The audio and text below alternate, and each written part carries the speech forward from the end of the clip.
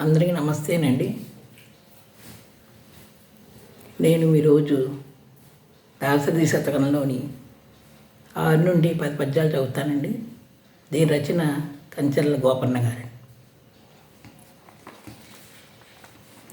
ఆర్ద్రులకెల్ల మృక్కి వినతాంగుడవై రఘునాథ భట్టాచార్యుల అంజలెత్తి కవిసత్తములన్ వినుతించి కావ్య సౌకర్యమెలర్పన్ ఒక్క శతకంబనగూర్చి రచింతునేడు తాత్పర్యమునను గ్రహింపుమిది దాశరథి కరుణాపయోనిధి. 6వ పద్యం భావం అండి. దీనికి నేను వినయంతో శ్రేష్ఠుడైన అందరికీ నమస్కరిస్తున్నాను. నా గురువైన రఘునాథ భట్టాచార్యుల వారికి చేతులు జోడిస్తున్నాను. ఉత్తమమైన కవులు అనుకొని కొనియాడి చేసే పనికి సౌకర్యం కలిగే విధంగా ఒప్పుగా ఈరోజు ఒక శతక గ్రంథాన్ని రచిస్తాను. ఓ శ్రీరామచంద్ర, మంచి మనసుతో ఈ శతకాన్ని స్వీకరించు అంటూ కంచర్ల గోపన్న గారు దాశరథి శతకాన్ని వ్రాసి శ్రీరామచంద్రునికి అంకితం ఇచ్చినారు. 7వ పద్యం.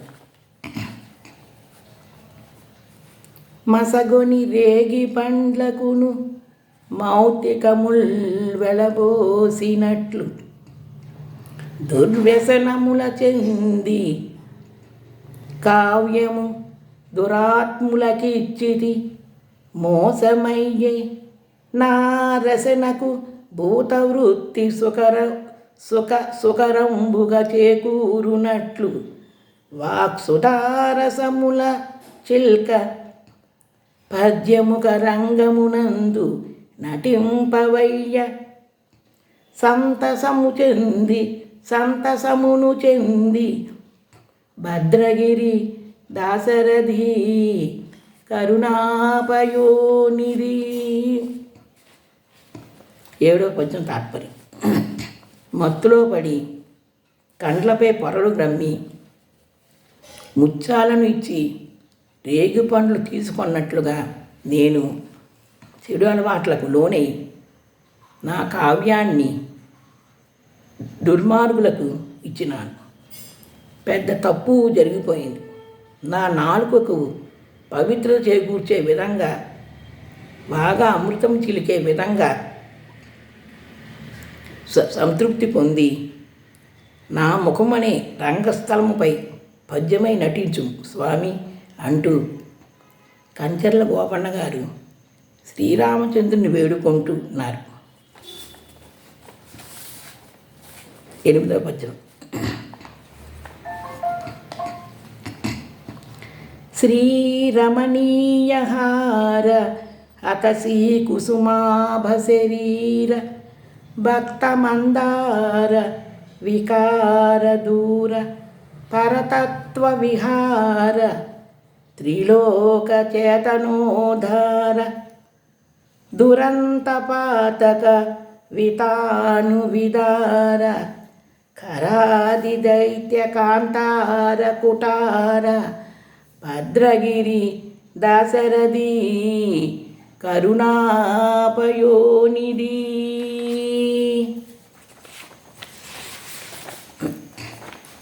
8వ పద్యం తాత్పర్యం. లక్ష్మీదేవి అనే అందమైన హారం కలిగిన శ్రీమన్నారాయణుడే రామచంద్రుడు. అవిసె పువ్వు వంటి కాంతి గల శరీరము ఉన్నవాడు. భక్తులకు కల్పవృక్షం వంటివాడు. చెడును దూరము చేసేవాడు. పరమాత్మ సత్యతత్వంలో విహరించేవాడు. ముల్లోకాలలో ఉన్న జీవులందరినీ ఉద్ధరించేవాడు. అనంతమైన పాపాలను దూరం చేసేవాడు. కరుడు తదితర రాక్షసారణ్యాలకు గొడ్డలి అయి నరికేవాడు అంటూ కంచర్ల గోపన్న గారు శ్రీరామచంద్రుని యొక్క గుణగణాలను కీర్తించినారు. 9వ పద్యం.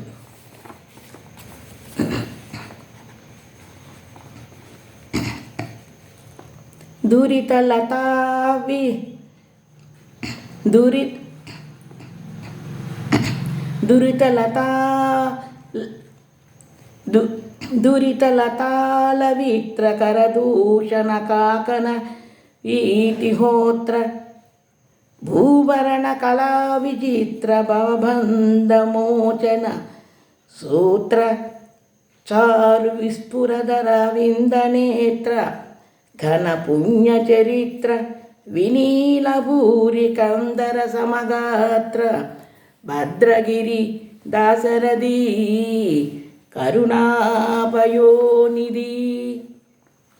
9వ పద్యానికి భావం అండి.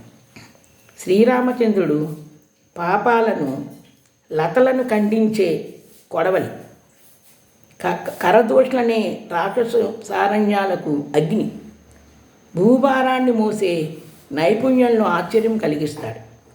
జన్మబంధాలను దూరం చేసే విధి నియమాల్లో ఉన్న దైవం, సుందరంగా ప్రకాశిస్తున్న పద్మనేత్రుడు, ఎంతో పవిత్రశీలం గలవాడు, నల్లని పెద్ద మేఘంతో సమానంగా ఉన్న శరీరం కలవాడు అంటూ కంచెర్ల గోపన్న గారు శ్రీరామచంద్రుణ్ణి కీర్తిస్తున్నారు. 10వ పద్యం.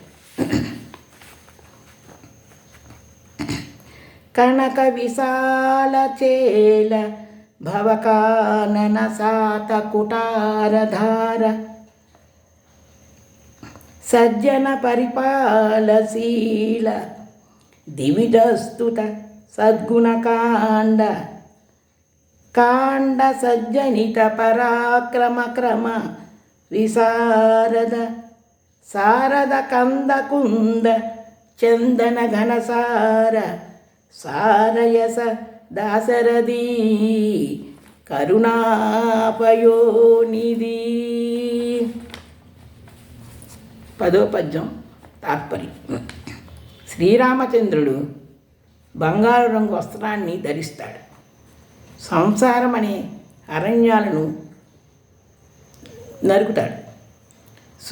సుజనులను రక్షిస్తాడు. తన సద్గుణాల కారణంగా